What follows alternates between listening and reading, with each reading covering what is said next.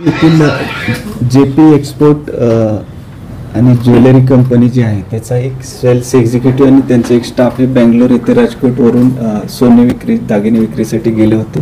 काही सोनं त्यांनी विकलं आणि त्यानंतर राहिलेलं सोनं जवळपास 13 किलो सोन्याचे दागिने घेऊन ते बोरिवली येथे त्यांच्या मालकाच्या फ्लॅटवर आल्यानंतर फ्रेश होण्यासाठी जो सेल्स एक्झिक्युटिव्ह तो रूममध्ये गेलेला असताना त्यांचा जो दुसरा स्टाफ आहे जिग्नेश जो त्यांचा कर्मचारी जो मागील 4 महिन्यापूर्वी त्याने ड्युटी जॉईन केली होती त्याने ती जी ज्वेलरीची जी बॅग आहे ती घेऊन तो चोरी करून निघून गेला होता. याच्याबद्दल तक्रार प्राप्त होताच तात्काळ आम्ही टेक्निकली सर्व गोष्टींचा तपास केला आणि आरोपींना गुजरात राज्यातील जुनागड येथून आम्ही त्यांना ताब्यात घेतलं. तपासामध्ये असं लक्षात आलं की जो जिग्नेश मेन आरोपी आहे तो मागील 4 महिन्यापासून या ठिकाणी काम करत होता. त्याचे वडील आणि त्यांनी आणि त्याचा मित्र यांनी हा चोरी करण्याचा प्लॅन केला. यामध्ये थार गाडी जी आहे जो आरोपी आहे यश त्याची ती थार गाडी वापरली. आरोपी आदल्या दिवशी जुनागडवरून निघाले आणि इथं घटनेच्या दिवशी येऊन नॅशनल पार्क गुजरात हायवेला येऊन थांबले होते. जिग्नेशने बॅग उचलून तशीच ती बॅग घेऊन ऑटो रिक्षाने तो गुजरात हायवेपर्यंत गेला.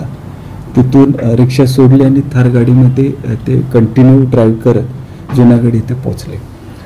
याच्याबद्दल जो संशयित आरोपी त्याने सर्व फोन बंद केले होते परंतु बाकी जे आम्ही टेक्निकल इन्व्हेस्टिगेशन यामध्ये केलं आणि आरोपीचे पाठोपाठ आम्ही देखील आमची टीम जुनागड येथे पोचली.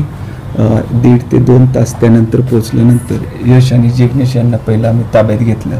जवळपास 1 किलोची सोनं थार गाडी मिळाली. त्याच्या वडिलांनी ज्वेलरी लपवून ते पोरबंदर या भागामध्ये ते फरार झाले होते. तर त्याला देखील आमच्या टीमने ताब्यात घेतलं. चौकशी केल्यानंतर त्याने पूर्ण सोनं जे होतं त्यातील ते एका नदीच्या कडेला एका झुडपाच्या खाली ते लपवून ठेवलं होतं ते आम्ही रिकवर केले. यामध्ये जवळपास 11.5 किलोच्या आसपास आत्तापर्यंत सोनं रिकवर झालेलं आहे आणि इतर राहिलेल्या सोन्याबद्दल आम्ही आमचा तपास सुरू आहे. सर, या आरोपीने चोरी करण्याच्या आधी त्याला या माहिती होतं का की हे सोनं इकडे येणार आहे का किंवा त्याला कोणी सांगण्यात आलं होतं का? याच्या पूर्वी सुद्धा हा आरोपी मुंबई आणि त्यासोबतच तो याच्या बेंगलोर अशा ठिकाणी तो सोने विक्रीसाठी गेलेला आहे. त्याच्यामुळे त्याला थोडासा विश्वास बसला होता आणि त्यामुळं सेल्स एक्झिक्युटिव्हने यांना मालकांनी यांना पाठवून दिलं होतं सोबत.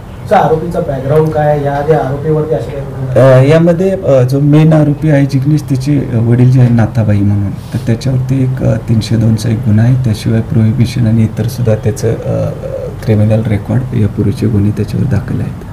सर, ज्या सोनं मिळालेलं आहे ते खरंच सोनं आहे का? ते हॉलमार्क त्याच्यावर मार्क आहे का किंवा ते खाली कुठलं पाणी चढवलेलं सोनं असं काहीतरी? नाही, खरं सोनं आहे. त्याचं व्हॅल्युएशन सुद्धा आम्ही जप्त केल्या करून घेतलेलं आहे आणि त्यांचं जे चोरीला गेलं सोनं ते इंटॅक्ट तसंच त्या बॉक्ससह ते आपल्याला रिकवर झालेलं आहे. जवळपास याची किंमत 12 कोटीच्या आसपास या दागिन्यांची किंमत आहे. या तपासात अजून कुठलेही आरोपी नाही, आतापर्यंत झालेल्या तपासात या तिघांनीच अतिशय विचारपूर्वक ही चोरी घडवून आणलेला आम्हाला निष्पन्न झालेला आहे आणि राहिलेला आम्ही तपास त्या दृष्टीने करत आहोत. ठीक आहे, थँक्यू.